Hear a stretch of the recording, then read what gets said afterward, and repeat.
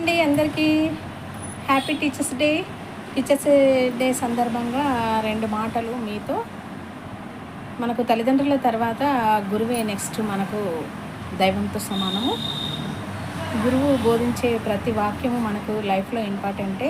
గురువు ఎదగడానికి చూస్తూ ఉంటారు. ప్రతి శిష్యుడు కూడాను తను బాగుపడితే ఆనందించే వ్యక్తులలో మొదటిది గురువు ఉంటారు. అయితే మనం ఏ పని నేర్చుకున్నా సరే గురువు దగ్గర ఆ పనిని మనం మర్చిపోవద్దండి.